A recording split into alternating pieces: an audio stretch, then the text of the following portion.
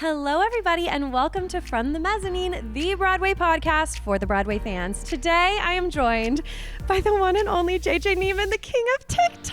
Oh my God. And who is currently starring on Back to the Future on Broadway. JJ, how are you? I'm good, Lindsay. Thanks for having me. I'm so happy to have you here. How are things over at Back to the Future? They are great. No, it's great. I mean, we got our closing notice that we're closing January 5th. Wow, you really had to bring it up at the top. I brought it in right away.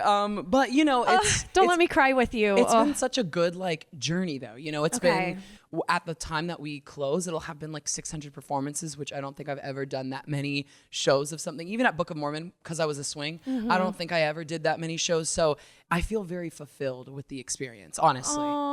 Okay, because you all had us crying with you on TikTok when you released that video, and it felt really soon from a fan's perspective for it to be closing. But at least you all are leaving on a high, and you still have so much love for it, and so much of the original cast is still there. So how has that been with the cast, the bonds, the relationships? Yeah, it's been great. I mean, this is my first time ever doing an original Broadway cast. So coming in as a replacement is very different. And I think as we've had replacements come in, I mean, we actually had replacements coming in starting very early because I would like to think our cast was so iconic, so stacked. We had people leaving to do Outsiders. Emma, Daryl left to star in The Outsiders. Amber left to star in Beautiful Noise. So many people just immediately 6-7 months in were leaving to go be leads in other shows. So I mean, it was just such there was a magnetic energy with the group. It's some of the most talented people I've ever worked with, clearly. Aww. But also just we lucked out. I don't know what it is, but we lucked out. I know not every experience is like that. I've done some other, I've worked in the industry for 6-7 years. And so it's not always that you click and connect that much with your cast, and every single person is so special. Makes me so happy for you. And you're in the ensemble, but you also understudy George McFly and Marty McFly, right? Yes, everything? That's correct. Okay. First of all, I want to know about your ensemble track. Okay. How many characters do you play? I think I counted the other day. 30? No, There's literally. So many. I think I changed costumes 13 times during the show, and including wigs almost every time as well. Oh my God. It's weird because I don't know, it's in Book of Mormon, I definitely had more. Well, first of all, in that I covered 7 roles. So this somehow is less stressful. I know that sounds insane, but it is somehow for me less stressful. Okay. But the jumping around, I mean, the ensemble is busy in Back to the Future, but it's actually not as crazy. Seriously? Yeah, Book of Mormon ensemble was in every other scene, and you never had time to go to your dressing room to even change.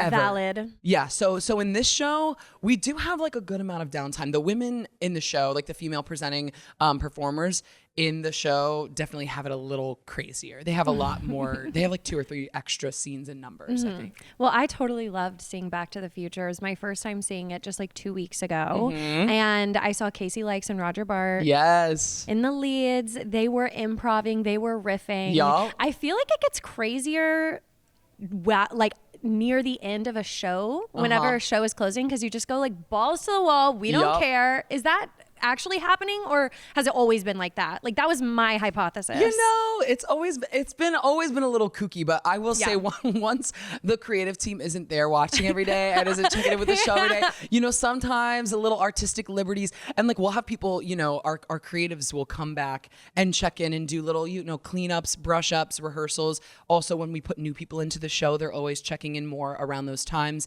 And so sometimes they'll be like, what was that I just saw on stage? They're like, what was that you added? And I was like, did I add that? And it's you don't even remember because you've done it for 200 shows, but you did in fact add that in after the fact. So, people have quirks and weird things we do. And the improving, it just depends what show you're at, because so, the better the audience is, the more you want to lean into it. Yeah. And, Roger Bart said something very interesting to me. And I think, not to be negative at all about the Broadway landscape versus West End, but just the difference of it is that on the West End they have panto there, and I think what's that?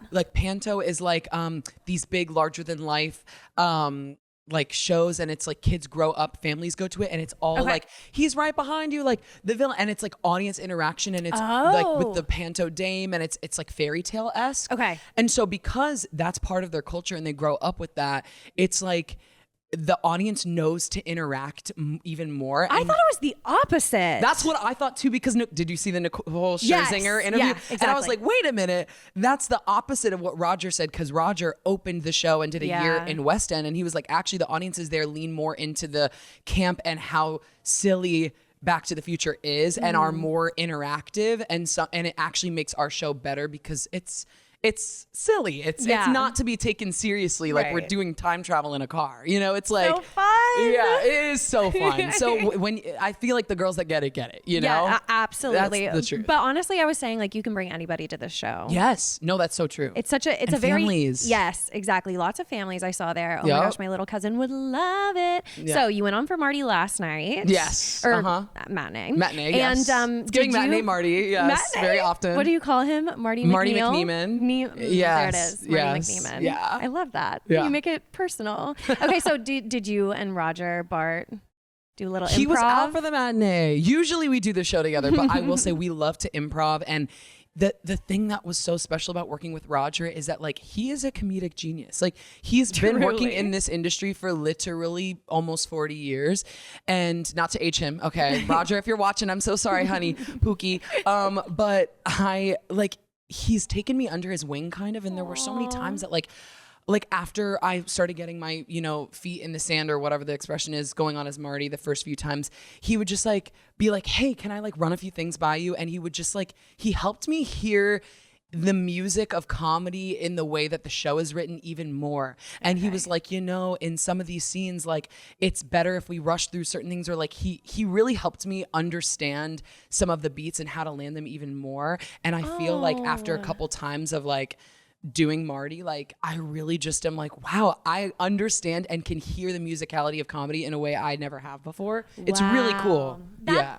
I certainly felt that. You really feel in a show when somebody's presenting a joke and it doesn't land. Yeah. I never felt that at Back to the Future, and maybe that's awesome. Roger Bart's credit. True. So Marty McFly has a very unique and recognizable accent. Can we call it an accent? Like his vocal voice quality? affectation. I need to talk about that. Okay. How did you learn how to do that? It's like, how would you describe it?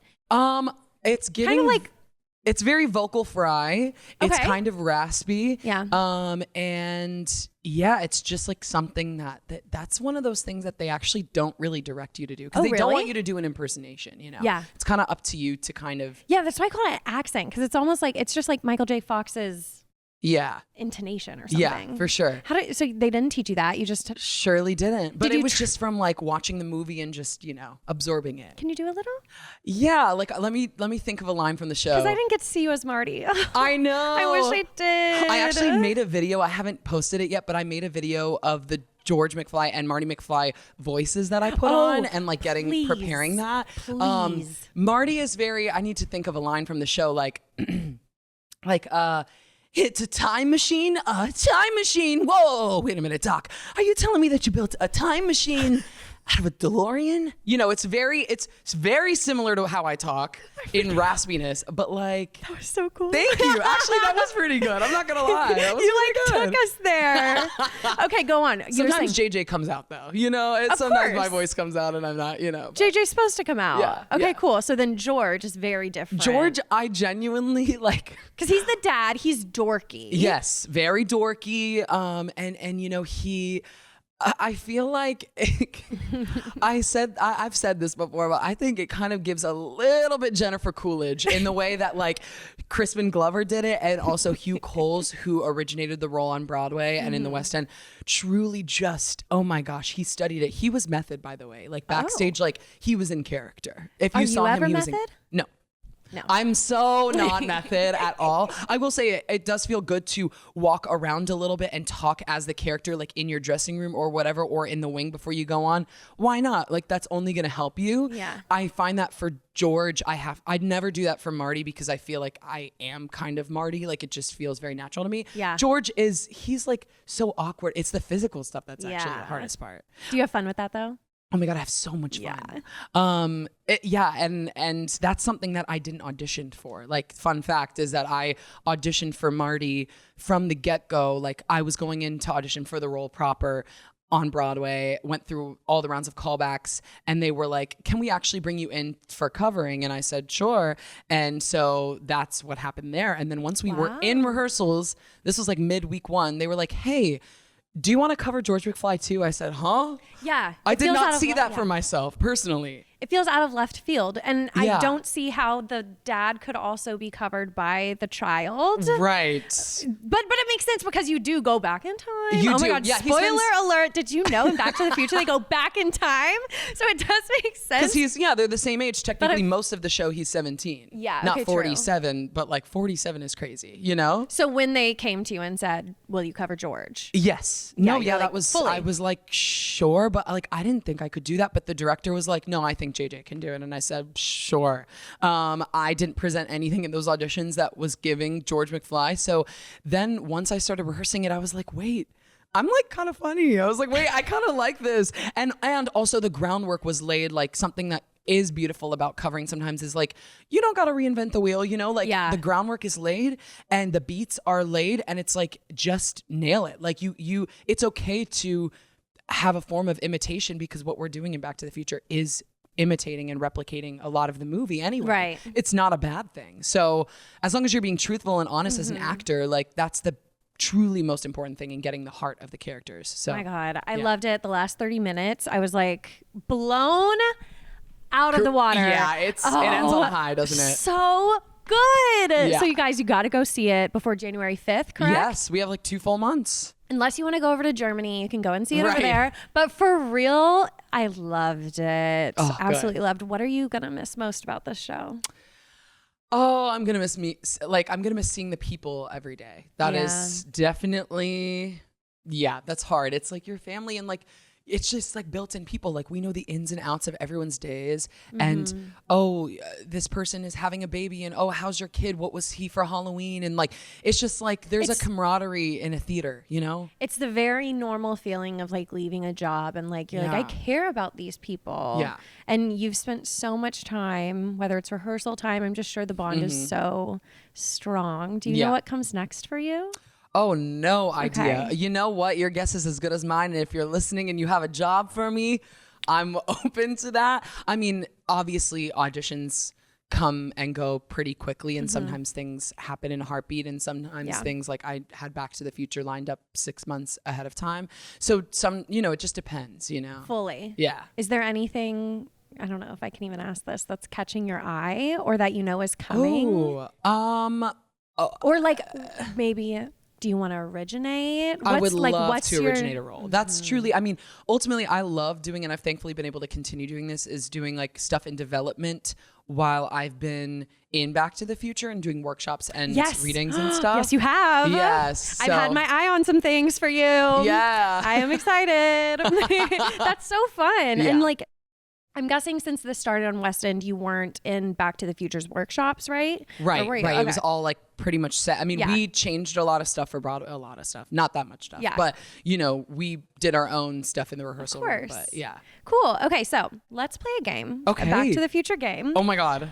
Now, this is going to be fun. We are going to test JJ Niemann's knowledge on what year you would be setting the flux capacitor to go back to these pop culture and Broadway events. Oh my gosh. Are you ready? I feel like I'm pretty bad at dates, to be honest. So I don't know about this, but we'll see. I mean, it'll be fun. Okay, yeah. Okay.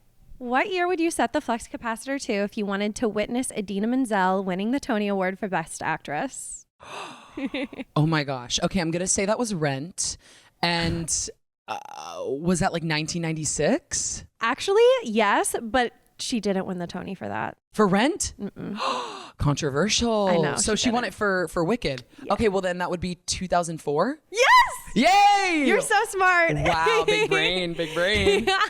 Okay, what about the first Harry Potter book published? What year? Oh my gosh. Okay. I'm going to say 1998. You are so close. 1999. 1997. Ooh, okay. Literally so close. Wow. Okay, what year did the producers win Best Musical at the Tony Awards? 2000? 2001. Wow. Okay. You are so. I'm in the ballpark, you know? Just add 1 or subtract 1 to whatever you think. I'm actually so impressed. Thank you so much. Okay. What year was the first Star Wars movie released? Oh, honey. 1972? Is that really, really off? I don't know if this is right. Is it 1997? Wait, the first Star Wars movie? That feels very no, wrong. there was 7. They were definitely in the 80s or 70s. That feels so wrong. Okay. What year was Facebook invented? Oh. In its like original concept. Maybe 2005? 2003. 3. Oh my God. Okay. Okay. If you wanted to witness the biggest musical festival of all time, Woodstock, what year would you go back to? 1969. Yes. Really? Yes. You're like, uh-huh. You're so close. What about the year Book of Mormon opened on Broadway? That was, oh my God, this I really should know because we celebrated all their anniversaries. I want to say it's 2011. Yes. Yes. Okay. You know. Trust your gut. What year did Britney Spears release Baby One More Time? Yeah. Let's see. She's with us. She's in the room. She's always at with the us. Museum of Broadway. Okay, 2002.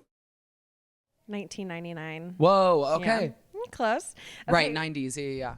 Are you having fun? Oh, I'm having a great time. Okay, good. I feel like actually pretty proud of myself, to be honest. I think you're doing amazingly. Thank you so much. I'm shook. Okay, what year was Grease, the movie, released? Oh, shoot. Okay. John Travolta, right? It can't be that old because, you know, they're still with us. Maybe 1989.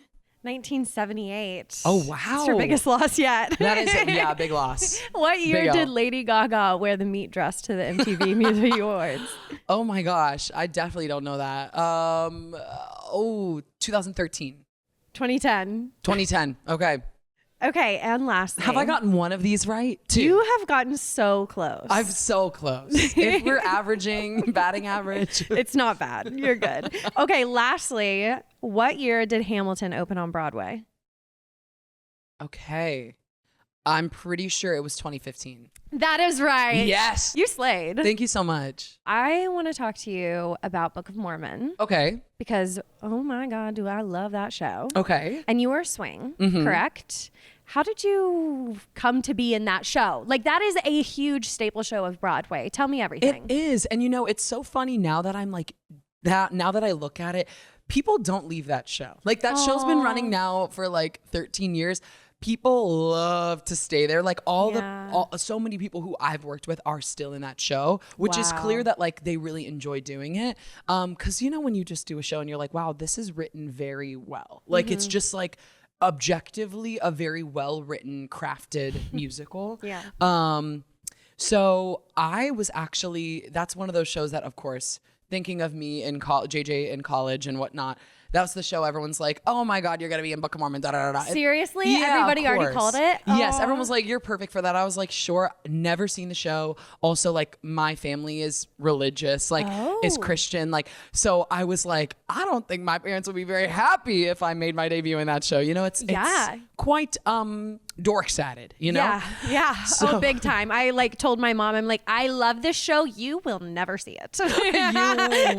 Okay, however, actually, I was studying abroad one year in college, my junior year, and my family all went to see the tour of Book of Mormon. And I literally said to my dad, do not bring mom. She will walk out. It's going to ruin your night. If you want to go see the show, to bring. And you know what? They actually liked the show. They were like, they just were like pretending like it was about another religion that wasn't theirs. I was like, sure, doll. But yeah, so essentially, so my senior year, we do auditions for agents and whatnot, casting directors on campus, and like bring people do master classes. I get a audition self-tape request to audition for Book of Mormon. I send it in. And then a month or so later, they were like, hey, can you come to New York for a callback? It was 2 days after my graduation from college. So I said, well, yes. Packed up my apartment on a Saturday, flew up Sunday, had my callback Monday, got a final callback for the next day, Tuesday, or another callback for the next day. I didn't know. And when you audition for some of these long running shows, The Wickeds, Hamilton's, Book of Mormons, you don't know if you're auditioning for the tour, Broadway, immediate replacement, future files. It could be 6 months from then. It could be a year from then, Wow. You never know what they're looking for. It just so happened someone put in their 4 weeks notice. That was a swing on the Broadway production who had been there for like 4 or 5 years and was like, hey, I'm leaving. And so they literally called me after my callback that night, had checked in with called the head of my program at Elon being like, hey, would JJ be a good swing? They called Elon? Yeah. So by the way, your professors might get calls from some of these casting people. And especially if they have relationships with them, if they've been in the industry too. And so they were like, hey, would JJ be good at this? And the head of my program was like, yes, he's one of the most like hardworking, organized people, like he'll be on it. And so I got a call. They said, hey, can you come to the theater, sign your contracts and start rehearsals today? I said, huh? Today? Literally today. You're like throwing all your papers. You're like, oh, I'm coming. Right. And like I had 4 months of work lined up. I didn't have a place to live in New York. I hadn't moved here. I was planning on moving here in like October. Yeah. And so this was May. So joining that show as a 20-year-old and being thrown into New York and being like, what am I literally doing right now? And just like, boom.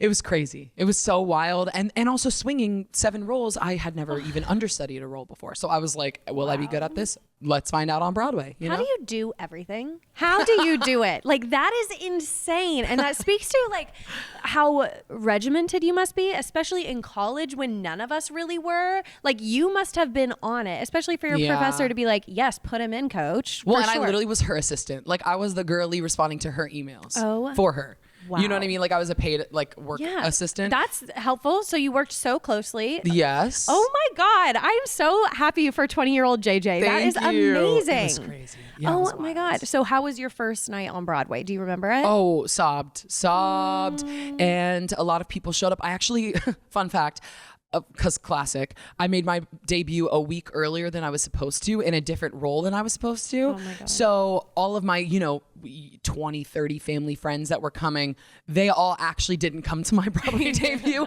but I was actually happy for that. Like a bunch of my friends came last minute, got standing room, rush tickets, whatever, last minute tickets, saw my debut, but it was much less pressure. Yeah. And then my actual debut, I was able to enjoy even more because I didn't feel like I was thrown to the wolves. I mean, for anyone who's been a replacement in a show, it's like adding all of the elements at once. Like you don't get to tech and previews and rehearse. Like you're just plucked and put in, and then all of a sudden you're dancing next to 10 strangers that you haven't even rehearsed with. That's like literally haven't rehearsed with. Yeah. So it's quite discombobulating, actually. Of course, I can't imagine. Yeah, replacing is crazy. So, did you feel prepared that night?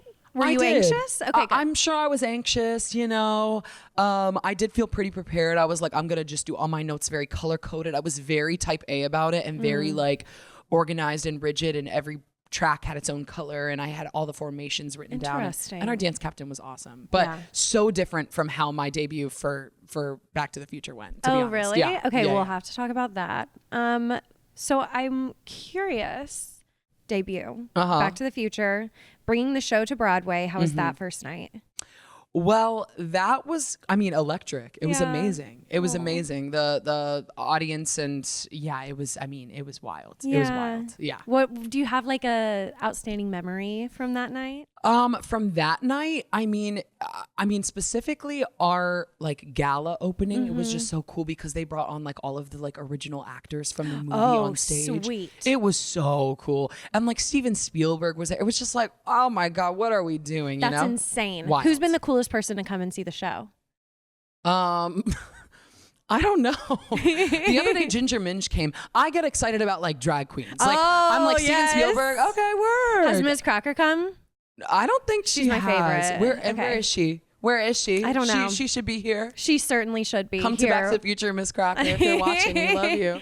Any other like huge celebs, or who do you want to come? Oh my gosh. Only a few weeks Why am I left. so bad at remembering these kinds of things? I can't even remember like Book of Mormon ones either. Like I remember Shangela coming, you know what I mean? Shangela. Yes.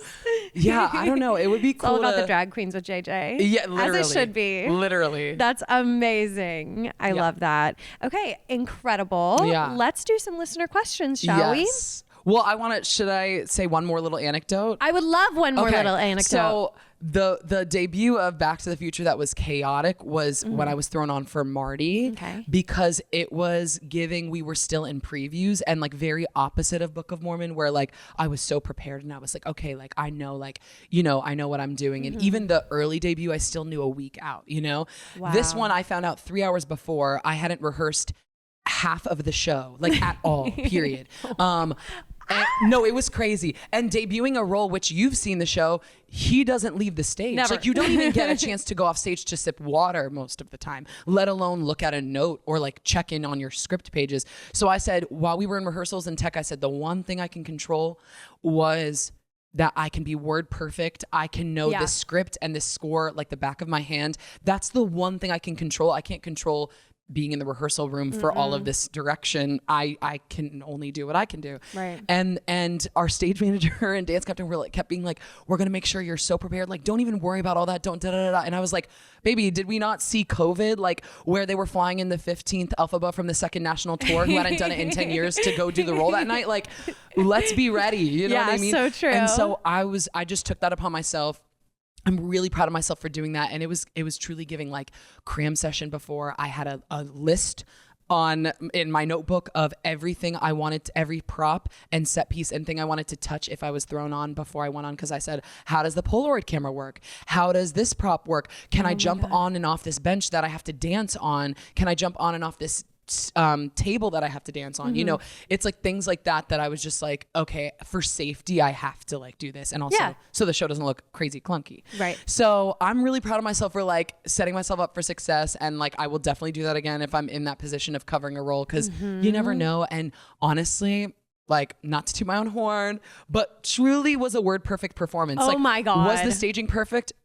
Probably not, because I hadn't learned it. So like I was doing dance like numbers in the show, and I was like, I hope that I'm supposed to be on 8, like, but like luckily like I knew ish where I was supposed to be, and truly like it was wild that it went that well. Oh my God. It was that's wild. amazing. And all the creatives were there, like everyone who wrote the show and directed. So it was like a little high stakes. They were like, can you literally do this? Like, are you capable of even just like being thrown on like this? So it was cool. It was really exciting to prove myself. Yes, like, exactly.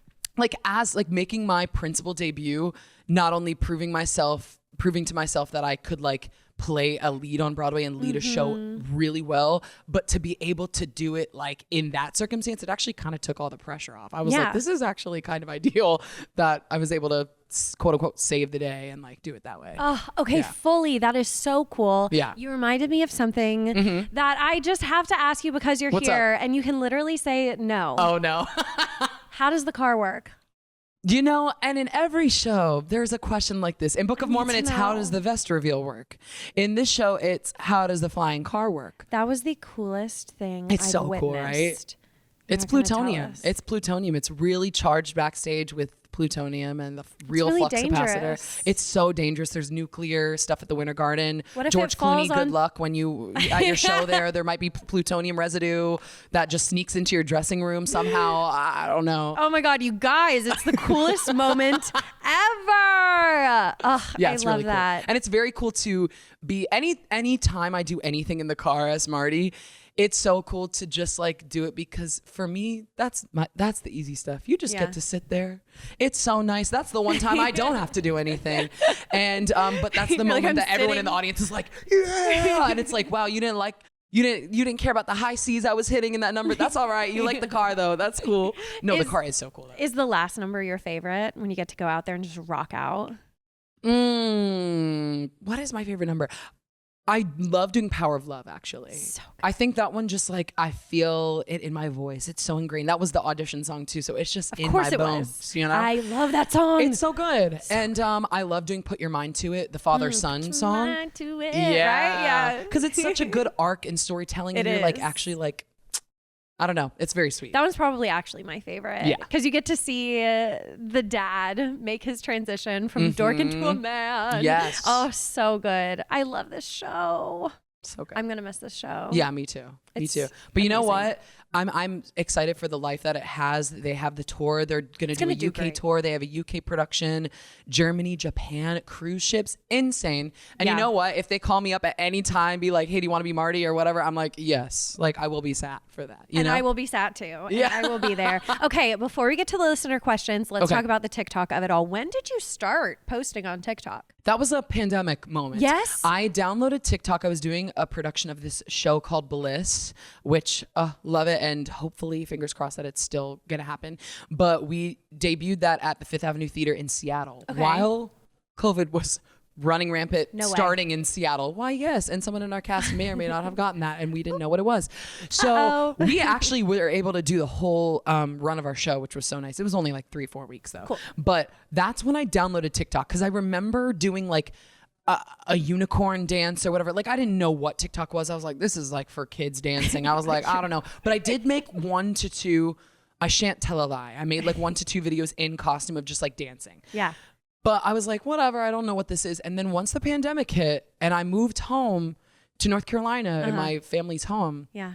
As we all did. Unfortunately. Right. I like remembered, you know, I was cleaning out my childhood closet and I had like all of these crunchy, crusty wigs from my childhood because I used to make YouTube videos and skits and stuff as a kid, like as a teen, well, preteen mostly. And I stopped doing it because I got more into theater, and also the internet is scary when you're a kid and like not fun necessarily. But I was like, wait, like TikTok could actually be kind of fun to like do some skits. And I just like started doing one, and then I was like, oh, and then I did another. And then it truly took off because I was so bored. So it started with skits. It was so long ago. Right now, I feel like you're just ingrained in the fabric of theater TikTok. So I bet if I saw them, I would be like, oh my God, duh. But that's how you started with doing like little skits? One of the first videos I made was like recreating like what actors, like annoying actors during like a notes session from the director, and is like, did you hear that, by the way? Did you hear that? Jason, that was for you, like in a wig. And like it's so aligned to what I'm doing now. You know what I mean? Yes. And so that was before Book of Mormon? No. That was Book of Mormon was pre-pandemic. Oh, okay, gotcha. And then I also was a vacation swing. I went back for, you know, they called me up. Hey, people are getting sick. Do you want to come back and join the show for a week or two? And then it turned into like 4 months. Wow. Back at the show post-COVID. As it does. Yes. Slay. So when did everything really start taking off on TikTok? It really started taking off with the mic on off videos, which is kind of what I was like, I would say still kind of am known for, even though, you know, it would be nice to do them again sometimes here and there, but I'm also like, I'm living it every day. So it's a little different, you know? Cause I was like, literally, it's hilarious. I was in my childhood closet. Like it was like a mini walk-in closet, whatever. And I would just like close the door and would put on a wig and be like, okay, I'm going to do Hamilton today, and like recreate like what a quick change was, and made up these characters, like the annoying guy in the show, and then your iconic dresser who you love named Cindy. And it's like, everyone has done a show, almost everyone. I hope so. I didn't realize until I made those videos, the universality of theater. It's not just like, oh, Broadway, like you don't have to do it as a career to know what it feels like to be like, oh my God, when I did my children's theater or my school production of this show, and it's like, oh my God, I forgot all of this, you know? Totally. Like any reference to Seussical that I did, like back whenever I was literally 9, maybe, it always pops off. So my relationship to your TikTok is that you give us a behind the scenes look at what is going on in the life of a Broadway performer. And that's what I really love about it. What do you love about TikTok? And like it's changed your life in a way, right? It has. It's been really cool as an actor to just have that kind of community. Like it's really special. And you know, it's there's a lot of people doing it now, which is so cool to see. And like, it was really awesome to do Back to the Future with Amber. Like we didn't really know, we had met once or twice at like industry things, but like we didn't know each other. We didn't know if we would vibe. And I'm like, she's the coolest girl. And the fact that like we both were in the ensemble of Back to the Future. Let's say when I'm not Marty, and we go out to the stage door and people are there to see us. They know about the show because they've seen our videos. And to get that kind of response and be like, wow, it actually, like, I know the phrase, you know, when we were growing up, the no small parts, only small actors. Yeah. But like, it really is that. And now that like people are looking at ensemble members, it doesn't matter what you do, you know, there's people that you're drawn to, like Joy Woods, because you're like, oh my God, like her voice, like, oh my God. Yeah. And then but then there's also people that like, you know, from like online that are like ensemble members, and you're like looking for them in shows now. And it's really awesome. And also now I feel like I can't, not that you could ever quote unquote hide in the ensemble, but now I'm like, everything I do, I'm perceived. Like I'll do little moments and people will DM me like, I saw that. I'm like, no. Oh my God. Whenever I saw it, I have my phone ready for the dance you do at the end. Like it's amazing. I know. And the fact that like so many people are like, at the stage door now, like, oh my God, I was waiting the entire show to see your dance. That's an improv 8 count that me and another dancer in the show do. And they're like, screw whatever Marty and Doc are doing. They're like, what 8 count? Are y'all going to do the diva challenge? You know, it's like, that's so cool. And it just means that like, there's, I don't know, it's made the industry feel so different. And I feel like also the recognition for understudies, covers, swings, people now are so excited to see when people who don't normally do those roles are going on. It's really cool to see. I love that you said that. That is so true. And you're right. Like most recently, I got to talk about our queen, Melody Rose, over at The Outsiders. She has really made a difference on TikTok, I feel. And she's in the ensemble, and she recently like covered a lead, and it, just the support, it really changes a lot, especially when you're as likable as JJ Niemann. Like, wow. I'm so happy you found so much success, and I can't wait to see what you do next. Oh, we're all going to be rooting you on. Thank you. You're amazing. Okay, let's do listener questions. Okay. Ready? Okay, coming from a listener, what was the process like for learning how to do the voice and movements for George and Marty McFly? Okay. I've already talked about that, but we did talk briefly. a little bit, but I didn't do my George McFly voice. Dear Lord, please do your George and voice. Listen, it is giving Jennifer Coolidge. I do believe that it is George McCoolidge. Like it's very that. It's truly watching the film, the movie, and just kind of, I don't know, making it your own. Like you're still using a part of yourself, but it's also taught me that I also really want to go into voice acting, and I'm starting to work with an agency to hopefully get more into that, because I love doing voices and stuff. Cool. So for George, it's very like, he has a little bit of a lisp, and it's very like a lot of voice cracks too, similar to Marty, but mine is very high pitched and very, you know, Marty, listen, you shouldn't waste your time auditioning for these silly events. They'll only bring you rejection and headaches, you know? So it's fun. You fully change like the way your mouth moves. I guess that's true. Yeah. Like that. That's crazy. Okay, and then give us a little Marty, just so we can hear the transition. Hey everyone, it's Marty McFly, and you're watching From the Mezzanine podcast. Yes. Yeah. Marty McFly approved. I'm so sorry for making you do that. I love that. No, that was great. Next question. How do you personally, bringing the tone down. How do you personally handle the competitiveness of the theater industry with such grace? Ooh, well, that's a great question, because I'm about to be back in the trenches a little bit, you know, 4 roles. No, I'm kidding. No, auditioning is like fun. Like it can be fun. It should be fun. Sometimes it is traumatic. I definitely had a traumatic audition like a month ago that I was like, oh, am I awful? You know, those thoughts do still happen. Sometimes you just go in for things and you're like, woo, that is not my gig. But ultimately, like, it's so corny and cliche, but what's for you is for you, you know? And I think the more that you're in the industry, the more you understand who you are, how you fit, how people see you. It can be a blessing and a curse, because sometimes you're like, but I also want to do this. Like, I don't want to get pigeonholed just as XYZ. So I think it's, the competition is kind of with yourself to be like, okay, how can you prove to yourself what you can do, and, you know, continue elevating your life, your career, and do roles and things that challenge you and excite you. But the competition with other people, I mean, I don't know.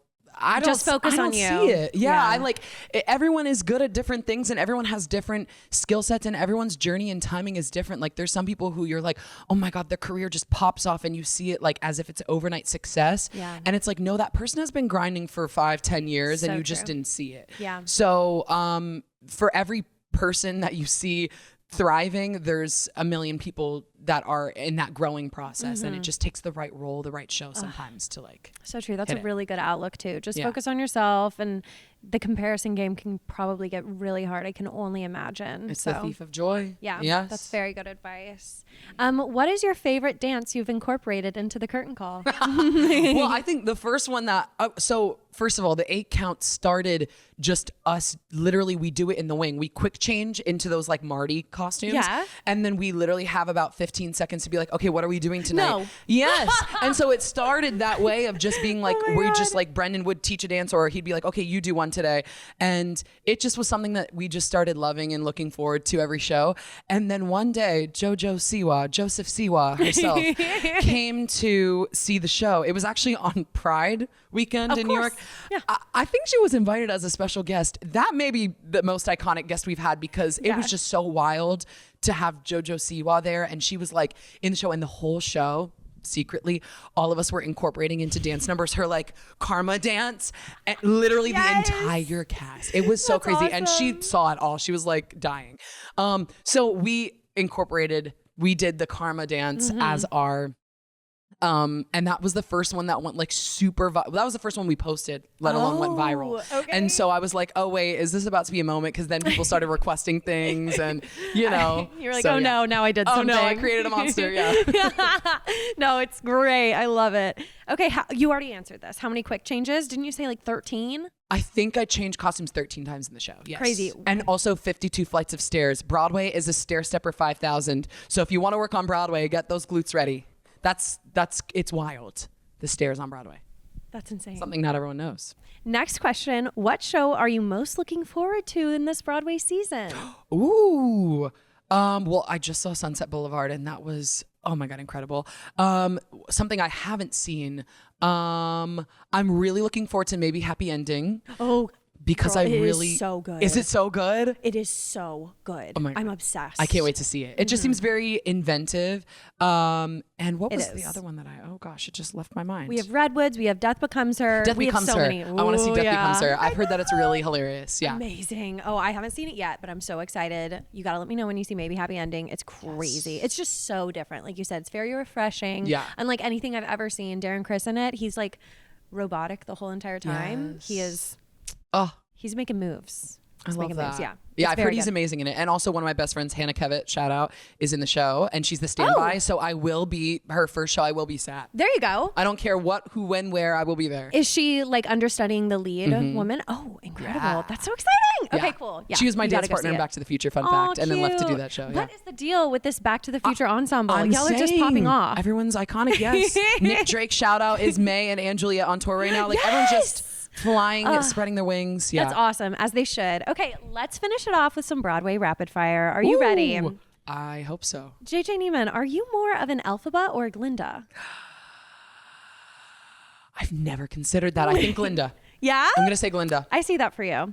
Okay, you're in another revival of Merrily We Roll Along. Who do you hope that they cast as the other two old friends? Oh my gosh. Controversially, did not see the show. It's okay. I don't know the show super well. The other two friends. Who do you want your BFFs Emma to Pittman. Okay, that's the first impulse instinct. And I'll say Nick Drake, just because I feel like us three singing together would be amazing. I love it. Let's cast it right now. Bam. Okay. Go to singing in the shower song? Oh, I don't sing for fun anymore until I'm not in a show every day because I'm always tired. That makes sense. Let's see. Go to singing in the shower song. No, you know what it is? It's definitely the Bob was drinking, you were drinking too. Tell me what's so funny. Bliss rent free.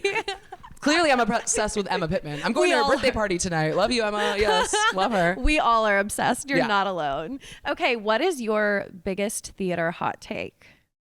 It's not even a hot take. Legally Blonde deserved better. Okay, revival when? We're waiting. It is so funny that you say that because I was online looking at the Tony Awards for that year last night. I kid you not. Did you know it wasn't even nominated for Best Musical? Woo! It was not even nominated. Tough. It was nominated for, I think, 7 other Tonys. Didn't win any. And it was the same year Spring Awakening. So but it wasn't even nominated for Best Musical. What else was? Do you remember? Okay. Because some years they only nominate like 4, and I'm like, why not just throw in a 5th? Go ahead and throw in the 5th. I don't think I recognized at least 2. It was only 4 that were nominated. It was Spring Awakening, and then there was one that was recognizable. No, that wasn't that year. I don't know. Okay. But they were like, I was like, who are these shows? I've never heard of them. Wild. Yeah. See, the legacy sometimes lives on, you know? Exactly. Yeah. And I mean, I do love Spring Awakening, and those songs are in the fabric of American theater history. But Legally Blonde, girl, oh my God. Oh, it's so good. It's one of my favorite shows, yeah. What's your favorite song in it? Oh, I think it's Bend and Snap. Yeah. I think that's my favorite number, I would say. Yeah. I would love to see you in that. Well, I did do a community theater production of that growing up. That was so fun. Yeah? Yeah, in high school. Cute. Okay, what is your Broadway dream role? Oh, that's such a sweet question. I don't think often about dream roles, which is not good. I should. No, I don't think it's a bad thing. I you asked me earlier, dream roles. Originating a cast is one. Yeah. I also really want, for some reason, have been hyper fixated for a few years about playing Frank Abagnale Jr. in Catch Me If You Can. They are not going to revive that on Broadway, probably. Why not? But why not? Well, it didn't do too well. I know, but it was because it was the same year as Book of Mormon. And wait, you know what? What if they did? What if they did a Catch Me If You Can revival and somehow incorporated TikTok? Because the whole thing is about, they have it set in like TV show. Okay. And it's like, what if you set it as like, I don't know. Maybe let me cook. Yeah. There might be something there. But there's something. Because I really love the characters and roles that are like song and dance men. And it's like getting to dance as well and use all my strengths would be so cool. So I would, that is a dream role of mine. Also like Gabe in a Next to Normal Inevitable revival would be a great role. Yeah, I love the Catch Me If You Can. I don't know. Yeah. Who in Outsiders? Sorry. Some of the boys. I don't know. You don't I have feel like there's a few I could be. I could also be a standby for them, which I'm not saying I want to pigeonhole myself as a standby, but so yeah. Is there a role that speaks to you in Outsiders? Well, I love Pony Boy. I mean, like it's so good, and his songs are so good, and I feel like my energy could lend itself well to that. So I think so too, JJ. But I'm very bubbly, but I can play dark too. You know what I think that you could do potentially? I feel like you could also do Johnny Cade? Yeah, that would be great. That'd be so fun. I see you. I see you there. And you know what? I think that show's going to be around for a while, and the tour, it's not going anywhere. Yes. That's for sure. Okay. Who is your Broadway king or queen? Who's your icon? Icon, immediately my mind went to Jonathan Groff. Just because I think the world of him and his talent and his kindness. Yeah. I also feel like Gavin Creel was one of those people too. Yes. And is just an icon, and yeah, I feel like those two shaped a lot of who I am as a performer. Love that answer. Okay, you can only pick one: acting, singing, or dancing. Oh my gosh, I don't know. These are supposed to be rapid fire questions too. Okay. I'm so bad. I'm such a yapper. I'm gonna say singing. Oh, I'm gonna say singing. I thought you were gonna say dancing. No, because my body hurts the more I dance, and if that's all I can do, whoo. No, ma'am. Okay, I get it. I get it. You're such a good dancer, though. Thank you. Like outstanding. Thank you. Okay, and lastly, what is your favorite musical currently on Broadway that you're not in?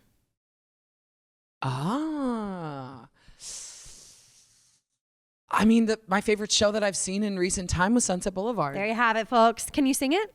Sunset Boulevard, Jackpot Boulevard, Tom Francis. Woo! Yeah, he ate that.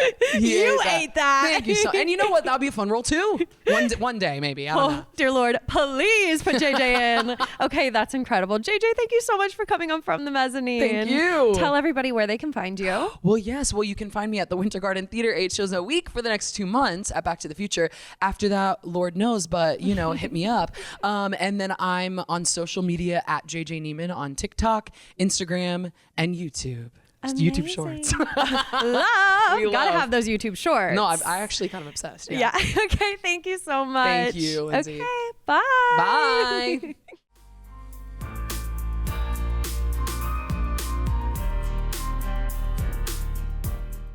You guys, wasn't JJ Niemann the best? I absolutely was totally honored to have him on the podcast. What a freaking joy. I knew that we would kiki, and I knew he would be so easy to talk to. And of course he was. Go and see Back to the Future. It is playing over at the Winter Garden Theater until January 5th, and support our king over there who is holding it down. I would like to give a very big thank you to the Museum of Broadway for hosting this interview. Y'all, right now they are doing Disney's 30 Years on Broadway. It's their special exhibit. It is going on at the Museum of Broadway until January 5th, so you got to come and see it before then. But I'm sure it'll be replaced by something equally cool. They have so many awesome events and exhibits happening over here at the Museum of Broadway. I love this place. Like, I could literally, and I have spent hours on end here. Let me tell you all about that Disney exhibit, though. They have costumes. Jeremy Jordan's costumes from Newsies, you guys. They have it over there. They have Mary Poppins costumes. They have all kinds of props, fun photo ops. You can look like you're holding Simba up. I loved it. And so come and check out the Museum of Broadway. There's always new stuff. It's always changing. I love it here. And thank you to the Museum of Broadway for hosting this amazing interview with JJ Niemann. You guys can go and follow me on Instagram and TikTok at @FromTheMezzanine_podcast. You can also find this episode on YouTube if you're not watching already by typing in From the Mezzanine, a Broadway podcast, if you want to be specific, on YouTube. Make sure you subscribe, like, and comment. And if you're listening on Apple Podcasts, Spotify, what have you, please leave me a 5-star review if you enjoyed this interview. I love you for it. You can join me over on the Patreon and become a Broadway bestie today, and you will get exclusive access to so many videos. I do a bonus episode, which it's more of like our catch up and kiki after the episode wraps. It is called Meet Me at the Stage Door, because of course the stage door is where you meet up with your friends and share the hot goss and what you thought about the show.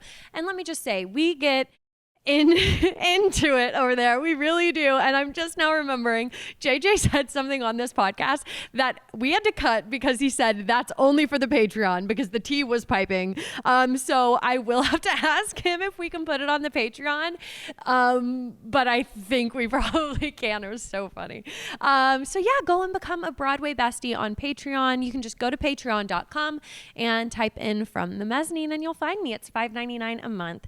Thank you guys once again for listening. These episodes are released every single Tuesday. We typically talk about Broadway news and just what's going on in the Broadway stratosphere, as I like to say.